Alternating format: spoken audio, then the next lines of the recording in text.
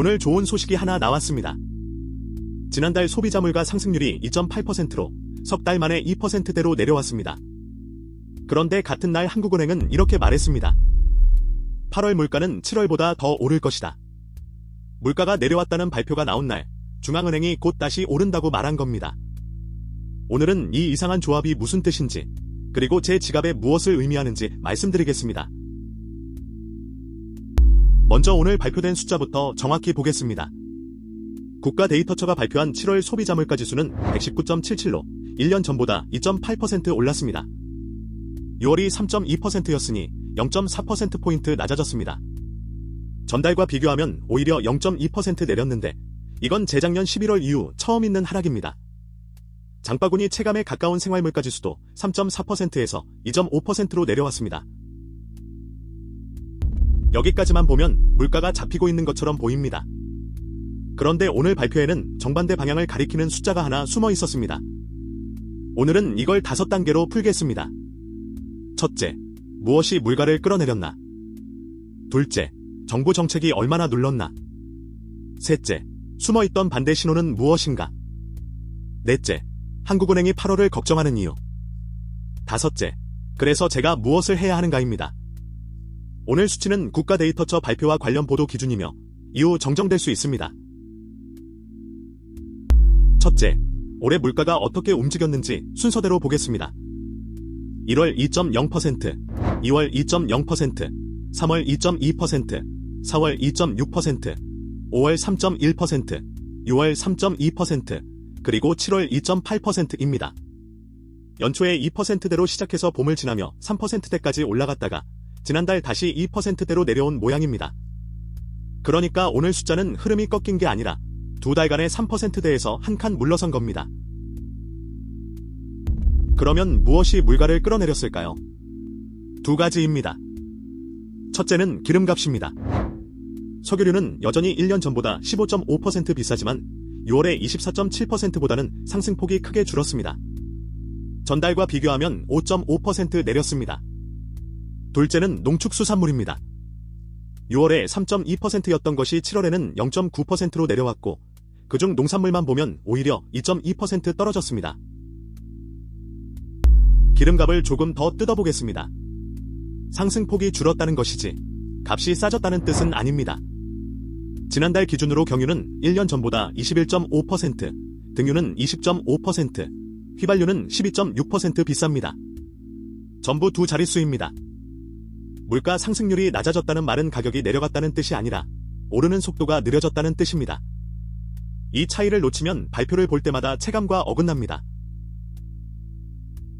둘째, 정부 정책이 얼마나 눌렀는지를 보겠습니다. 정부는 지금 석유류의 최고가격제를 운영하고 있습니다. 국가데이터처와 정부 설명에 따르면 이 조치가 7월 전체 물가 상승률을 약 0.3%포인트 낮춘 것으로 추정됩니다. 다시 말해 이 정책이 없었다면 오늘 발표된 숫자는 2.8이 아니라 3.1%대였을 수 있다는 뜻입니다. 2.8%라는 숫자 안에는 정책으로 눌러둔 몫이 들어있습니다.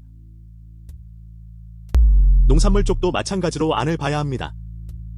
지난달에 값이 내린 건 주로 채소였습니다.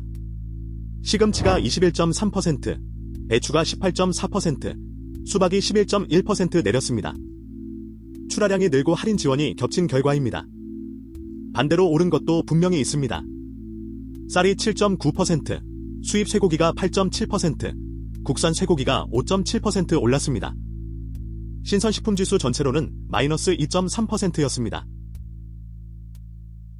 셋째로 넘어가겠습니다. 오늘 발표에서 진짜 중요한 숫자는 앞의 것들이 아닙니다. 근원물가라는 게 있습니다. 전체 물가에서 식료품과 에너지를 빼고 계산한 물가입니다. 왜 빼느냐? 기름값과 농산물 값은 날씨나 국제정세 때문에 한 달만 해도 크게 출렁이기 때문입니다. 그래서 이 둘을 빼고 나면 물가의 밑바닥 흐름, 그러니까 쉽게 되돌아가지 않는 부분이 드러납니다. 중앙은행이 금리를 정할 때 실제로 더 무겁게 보는 숫자가 이겁니다. 그럼 그 근원물가가 지난달에 어땠을까요? 2.6%였습니다. 그리고 이건 재작년 12월 이후 31개월 만에 가장 높은 수치입니다. 나란히 놓아보겠습니다. 전체 물가는 6월 3.2%에서 7월 2.8%로 내려갔습니다. 같은 기간 근원물가는 2.5%에서 2.6%로 올라갔습니다. 겉으로 보이는 숫자와 안쪽 숫자가 서로 반대 방향으로 움직인 겁니다. 오늘 발표의 핵심은 여기 있습니다. 이 차이가 왜 중요한지 정리하겠습니다. 전체 물가가 내려간 이유는 기름값과 채소값이 잠시 쉬었기 때문입니다. 이 둘은 다음 달에 다시 오를 수도 있습니다. 반면 근원물가가 올라간다는 건 날씨나 육아와 상관없는 부분에서 가격이 계속 오르고 있다는 뜻입니다. 이런 가격은 한번 오르면 잘 내려오지 않습니다. 그래서 헤드라인 숫자만 보고 물가가 잡혔다고 판단하면 정작 중요한 흐름을 놓치게 됩니다. 그럼 근원물가를 밀어올린 건 무엇이었을까요? 두 갈래입니다. 하나는 내구재입니다. 지난달 내구재는 3.9% 올랐는데 컴퓨터가 25.1%, 휴대용 멀티미디어 기기가 22.5% 뛰었습니다. 다른 하나는 서비스입니다. 개인 서비스가 3.5% 올랐고 국제항공료가 21.7%, 해외 단체 여행비가 20%, 보험 서비스료가 13.4% 올랐습니다. 여행과 전자기기, 그리고 보험료입니다. 넷째입니다. 한국은행은 오늘 8월 물가가 7월보다 높아질 것이라고 했습니다. 이유는 통신비입니다. 작년 8월에 한 달 동안만 휴대전화 요금을 일시적으로 깎아준 적이 있습니다. 그러면 올해 8월 요금은 그대로여도 작년 8월과 비교한 상승률은 크게 뛰어 보입니다. 한국은행은 이 효과 하나만으로 8월 물가 상승률이 약 0.6%포인트 높아질 것으로 봤습니다. 그리고 9월쯤 이 효과가 빠지면서 다시 낮아질 것으로 봤습니다. 여기서 기저효과라는 말을 정확히 짚고 가겠습니다. 물가 상승률은 항상 1년 전 같은 달과 비교해서 계산합니다. 그래서 비교 대상인 작년 숫자가 유난히 낮았으면 올해 상승률이 커 보이고 작년이 유난히 높았으면 올해 상승률이 작아 보입니다. 지금 물가가 실제로 얼마나 오르고 있는지와는 별개로 작년 숫자 때문에 그림이 달라지는 겁니다. 8월 물가가 튀어오르더라도 그게 곧 상황이 갑자기 나빠졌다는 뜻은 아니라는 걸 알아두셔야 합니다. 다섯째로 넘어가기 전에 왜 발표 숫자와 제 체감이 늘 다른지 짚겠습니다. 소비자물가지수는 수백 개 품목의 각각 가중치를 매겨 평균을 낸 숫자입니다. 그 가중치는 전체 가구의 평균 소비 구조를 따릅니다. 그런데 제 소비는 평균이 아닙니다. 차를 자주 타면 경유 21.5%가 제 물가입니다. 이번 여름에 해외여행을 계획했다면 항공료 21.7%가 제 물가입니다. 지수는 사회 전체의 평균이지 제 가계부가 아닙니다.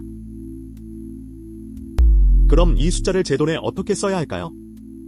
가장 실용적인 쓰임은 실질금리 계산입니다. 제가 받는 이자에서 물가 상승률을 빼면 실제로 늘어난 구매력이 나옵니다. 예를 들어 연 3% 예금에 넣어 두었는데 물가가 2.8% 올랐다면 실질적으로 늘어난 건 0.2%뿐입니다. 여기에 이자 소득세까지 빼면 실질 수익은 마이너스가 될 수도 있습니다. 통장 숫자는 늘었는데 살 수 있는 양은 줄어드는 상황입니다. 이번 주에 하실 일을 5가지로 정리하겠습니다. 첫째, 헤드라인 물가 말고 근원 물가를 함께 확인하는 습관을 들이세요. 둘째, 지금 예금과 적금 금리에서 2.8을 빼서 실질 금리를 직접 계산해보세요. 셋째, 최근 석 달 카드값에서 가장 많이 늘어난 항목 하나만 찾아보세요. 그게 제 물가입니다. 넷째, 8월 발표가 튀어오르면 기저효과인지 먼저 확인하세요. 다섯째, 물가 발표 하나로 투자 비중을 바꾸지 않겠다는 기준을 미리 적어두세요. 반대로 하지 마셔야 할 것도 4가지 말씀드리겠습니다. 하나, 물가가 2%대로 내려왔으니 곧 금리가 내려갈 거라고 단정하는 것, 근원 물가가 오르는 중이면 그 판단은 이릅니다. 둘, 8월 숫자가 튀었다고 놀라서 급하게 자산을 옮기는 것. 셋, 한 달 발표로 몇 년짜리 계획을 갈아엎는 것. 넷, 물가를 이기겠다며 이해하지 못하는 상품에 돈을 넣는 것입니다. 특히 마지막이 위험합니다. 물가에 대한 불안은 오래전부터 가장 잘 먹히는 판매 문구였습니다. 꼭 함께 확인해주세요. 오늘 말씀드린 수치는 국가데이터처의 7월 소비자물가 동향 발표와 관련 보도를 정리한 것이며 집계 기준과 매체에 따라 다르게 표기될 수 있고 이후 정정될 수 있습니다. 저는 특정 금융상품이나 종목을 샀거나 팔라고 권하지 않습니다. 앞으로 물가와 금리가 어느 쪽으로 갈지도 예측하지 않습니다. 모든 투자에는 원금 손실 가능성이 있습니다. 정부 정책과 제도는 확인 시점 기준이며 바뀔 수 있고 최종 판단과 책임은 본인에게 있습니다. 오늘 이슈를 3줄로 정리하겠습니다. 첫째, 7월 물가는 2.8%로 석 달 만에 2%대로 내려왔지만 내려준 건 기름값과 채소값처럼 원래 크게 출렁이는 항목이었습니다. 둘째, 식료품과 에너지를 뺀 근원 물가는 오히려 2.6%로 31개월 만에 가장 높았습니다. 겉과 속이 반대로 움직였습니다.